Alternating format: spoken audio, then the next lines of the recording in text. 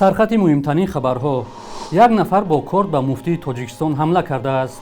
ҳушдори як ниҳоди Русия дар бораи имтиҳонгирии муҳоҷирон ва пурсиш аз сокинон дар бораи латукуби кӯдакон чӣ назар доред?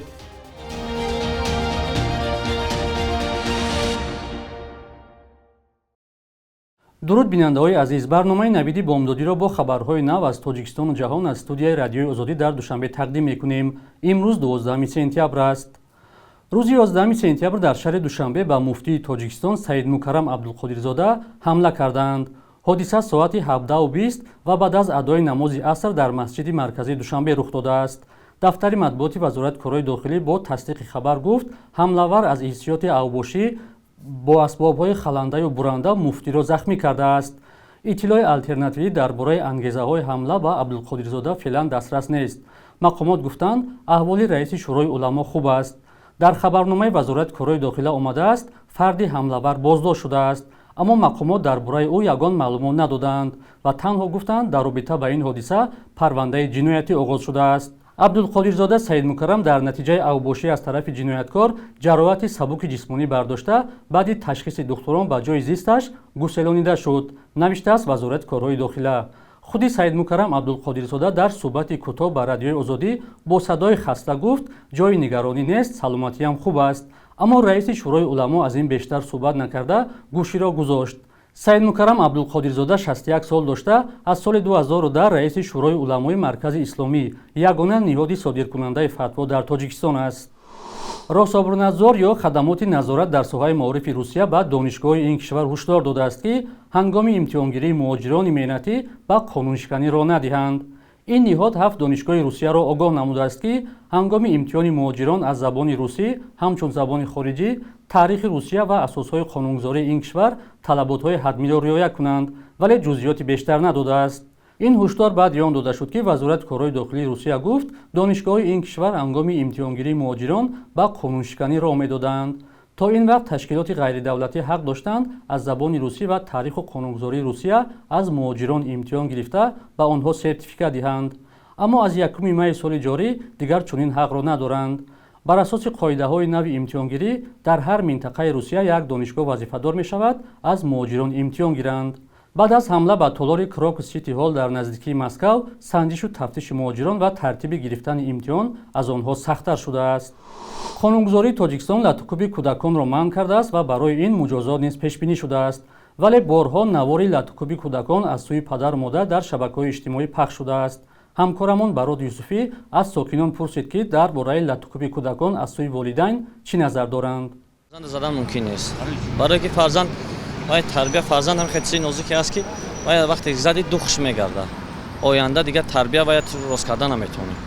فرزند عموما زدن ممکن است، فرزند نصیحت کردن در کار، فرزند تربیت کردن در کار. من در شهر مسکو کار میکردم، در فدراسیون روسیه کریشا میگرفتیم.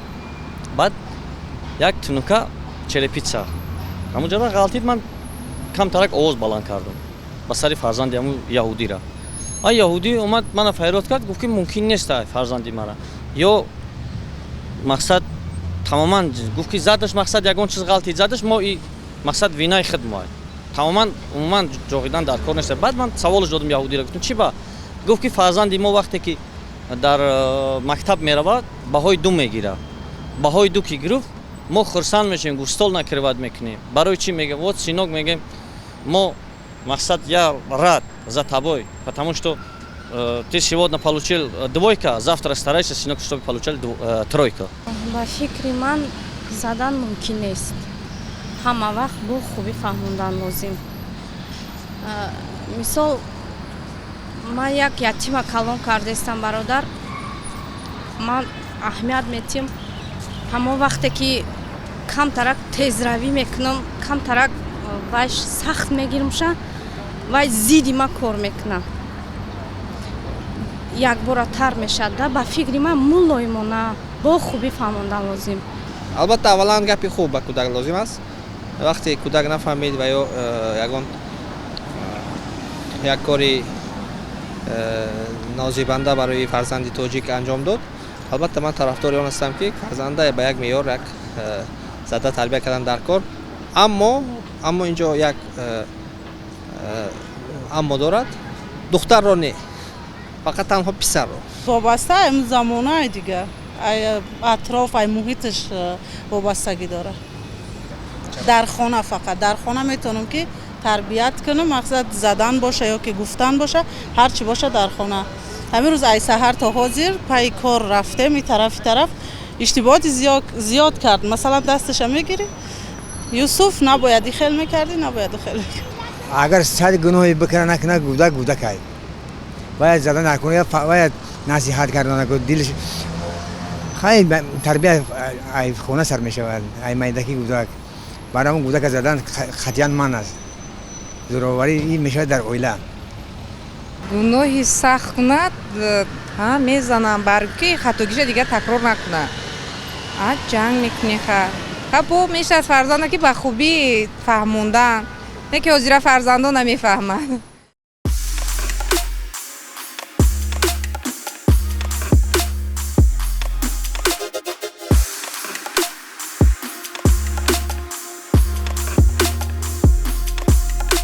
همه چیزی که میخواهند و میخواهید در اینجا هست.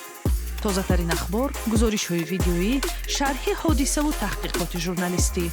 زمینه رادیو آزادی را نصب کنید و همه این را با انگشت زدن به تلفن هوشمند خود به دست بیارید.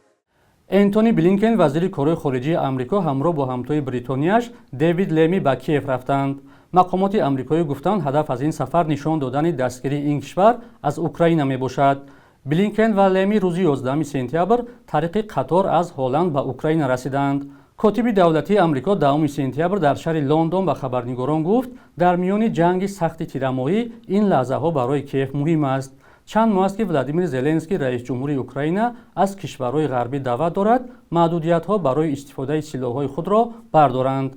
کیف میخواهد با سلاح های گرفته‌اش از کشورهای غربی از جمله موشک به داخل روسیه ضربه زند. اما برخی کشورهای اروپایی و ایالات متحده آمریکا برای بدتر نشدن وضع به این طلب راضیگی ندادند. پرزیدنت ایالات متحده آمریکا جو بایدن 10 سپتامبر خبر داد که کاخ سفید راههای لغو محدودیت‌ها برای اوکراین را بررسی دارد، اما بایدن در این باره جزئیاتی بیشتر نداد. وزارت معارف ازبکستان و بنیاد Education Above All قطر درباره تحصیل بانوان افغانستانی در بخش طب سازشنامه‌ای را به امضا رساندند. بر اساس این سازشنامه 160 بانوی افغانستانی در دانشگاه‌های طبی ازبکستان تحصیل خواهند کرد. قسمی بیشتری خرج‌های این طرح را Education Above All پرداخت می‌کند. این بنیاد گفته است برای تحصیل، جای زیست و خرج‌های دیگری لازمی به عنوان افغانستانی 2 میلیون دلار جدا کرده است. بخش یک روز تاریخ را همکارمون خیرامان بقازاده آماده کرده است که تحولات مهمترین تاریخ را در روز 12 سپتامبر فرا می‌گیرد.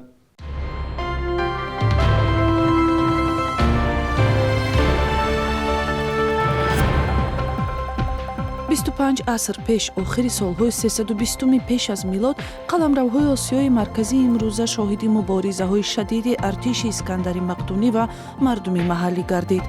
шоҳи ҷавони мақдунияи қадим бо ҳадафи тасарруфи ин заминҳо бо артишаш ҳазорҳо километр роҳро тай карда ба сарзаминҳои суғду бохтар расид. муқовимати мардумиро спитамен ба ӯҳда гирифт ки бо кӯмаки мардуми маҳаллӣ наздики 3 сол ба артиши азими искандар муқобилият нишон дод. спитамен дар ин набардҳо қаҳрамонона ҷон дод ва имрӯз исмаш ба ҳайси қаҳрамони халқи тоҷик дар таърих ёд мешавад. 12 сентябри соли 1941 зод рӯзи аввалин коргардони филмҳои тасвирии тоҷикфилм Мунаввар Мансурхоҷаев аст. ӯ баъди хатми таҳсил дар мактаби мултипликатсияи Маскав солҳои 80 ба таҳияи мултфилмҳои тоҷикӣ шурӯъ кард. ҳарчанд шумори онҳо зиёд нест, вале ҳар якашон бар пояи афсонаву қиссаҳои мардумиву миллӣ таҳия шуданд, аз ҷумла филми тасвирии ҷанги мушу гурба ки дар заминаи осори Убайди Зоконӣ эҷод шудааст. Мансурхоҷаев ки дар синни 80 солагӣ даргузашт, таҳияи мултфилмро яке аз мушкилтарин жанрҳои синамо эътироф мекард. 12 сентябри соли 2014 дар шаҳри Торонтои Канада бо ширкати Шоҳ Карим Ал-Ҳусайни Оқохони 4 осорхонаи Исмоилиҳо таъсис ёфт. осорхонаи Оқохони 4 ки онро Музеи исломӣ ҳам ном мебаранд, маконе барои нигаҳдорӣ ва муаррифии фарҳанги исломӣ ва намунаҳое аз ёдгориҳои таърихии баргузидаи худи Оқохони 4 гардид. صبح امروز در بانک‌های تاجیکستان 1000 روبل روسی 116 سومانی و 100 دلار آمریکایی 1060 سومانی ارزش دارد. قربی رسمی بانک ملی تاجیکستان برای امروز چنین تعیین شده است.